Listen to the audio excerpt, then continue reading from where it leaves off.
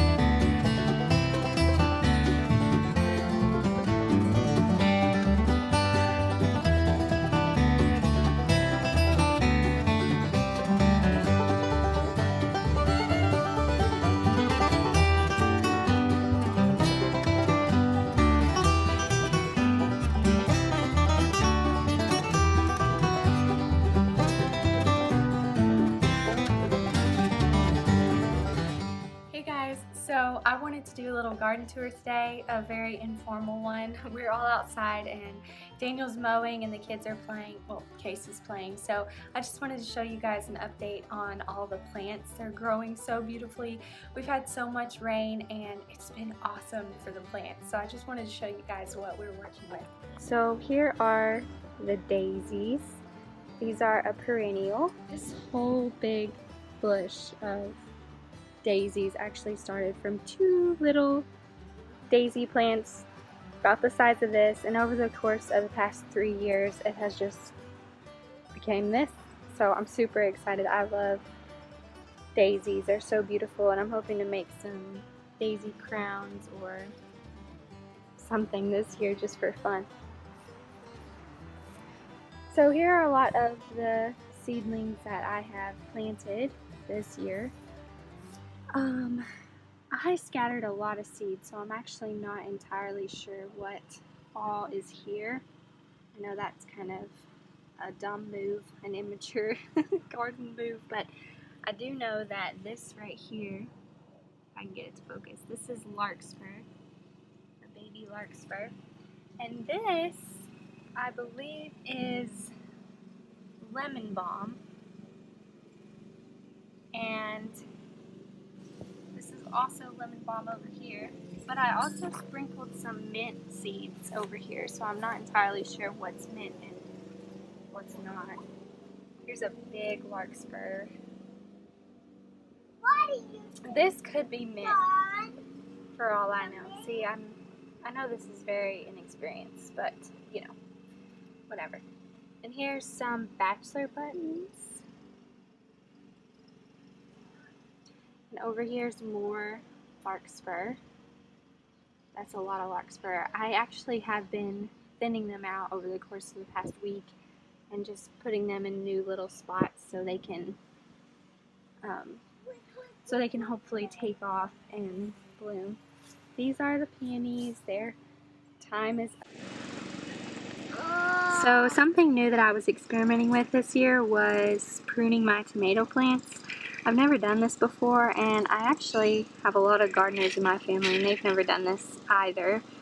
But we have had very humid weather. I was really worried about the tomatoes, you know, getting some type of blight, or because it was so humid. They definitely were getting a lot of spotting on the leaves, so I did trim mostly the lower leaves down here off. I'm not so worried about the top leaves, but definitely the ones that get the most splashback from the rain. Come out. Oh yeah, dig. Here are our beautiful morning glories. So actually what the plan is for next year, sorry Dan in case you're mowing down there, is we're actually going, we have a cattle panel in there right now so we can trellis things like green beans, or this year we're going to do the tomatoes, but we're going to do the hoop cattle panel, and we haven't exactly figured everything out yet, but we're hoping it'll make it easier to drape different sorts of bug protection and things like that. So over here we have the herbs. I didn't have as big of an herb garden this year, but I did overwinter my rosemary, and I am amazed at how much it is growing, and it's just amazing this year how much it's grown. And hopefully I'm gonna overwinter it again this year, but oh, it smells so good. And also I do have my basil. Some of the leaves were turning a little bit yellow. I'm not sure if that was from all the rain we had.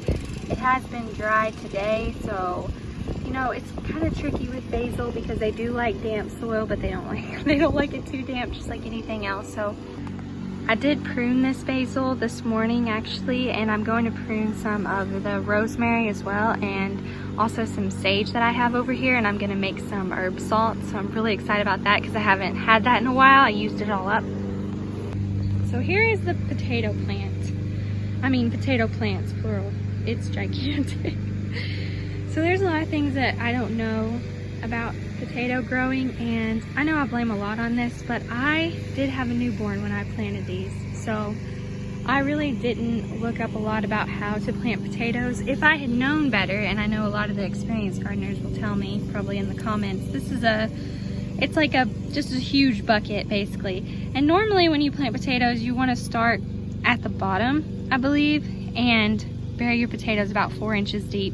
And as the plant grows, you mound dirt up around the plant, and the more you do that, the more potatoes you get. So I actually only started down probably about right here. So I know a lot of you are probably laughing, but I really just wanted to do it as an experiment because I knew that with this container I wasn't gonna get that many potatoes anyways, but you know.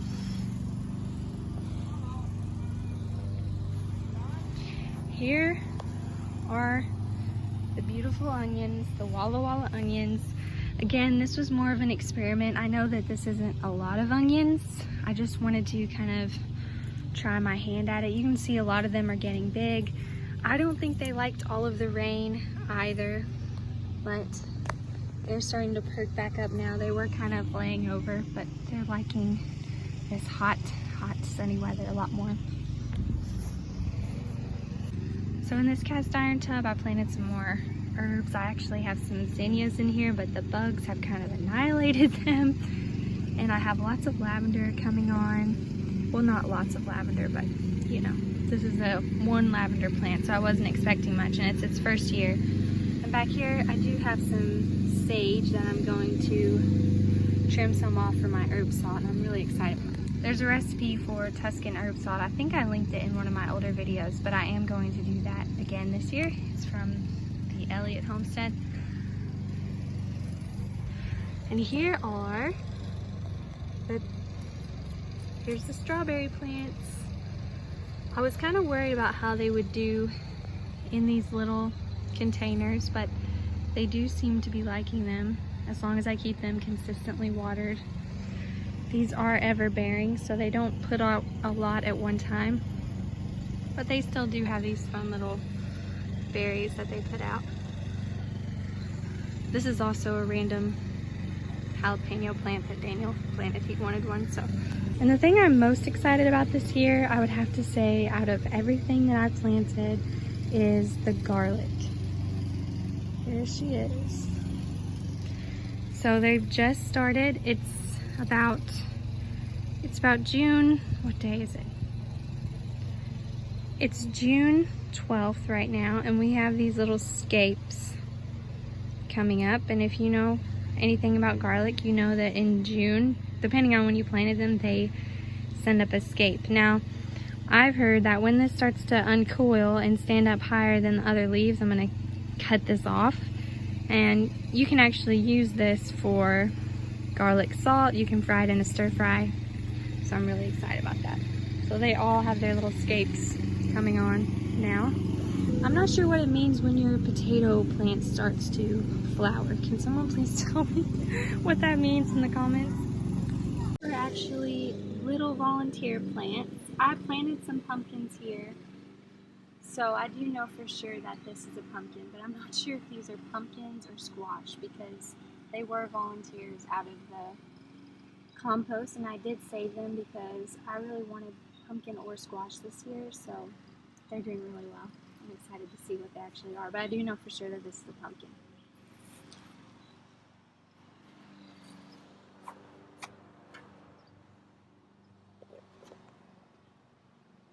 You can kind of see more how crazy it is in there. We still have some lettuce in there.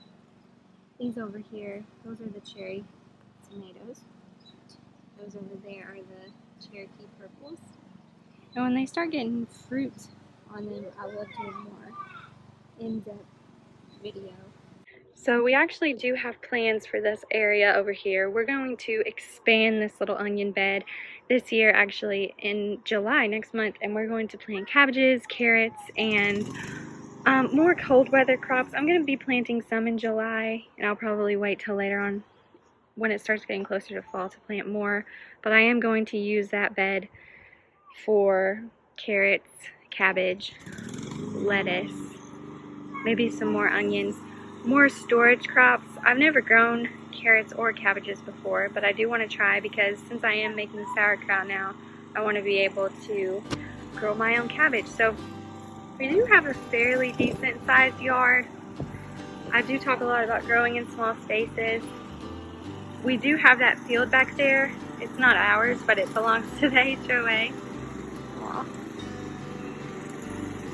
So I'm really excited to kind of cultivate this area right here. Here are our tomatoes that I put down by the fence. These were just extra tomatoes I didn't have room for in the raised bed. I already didn't have room in the raised bed, but I didn't want to throw them away either or let them die. I had already given a lot to friends, so this is just where they kind of ended up. So we're gonna see how they do. I also prune these, so they don't have flowers on them yet.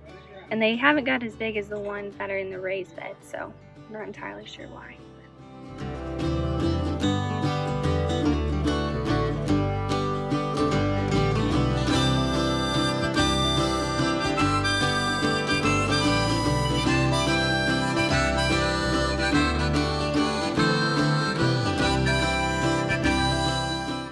So I want to give you guys a little update on the sauerkraut. I have it over here, just kind of hanging out, being its little sauerkraut self. It's definitely starting to change colors. It's definitely lost a lot of the green color, which I know is supposed to happen. Here's the beautiful basil that I picked earlier today.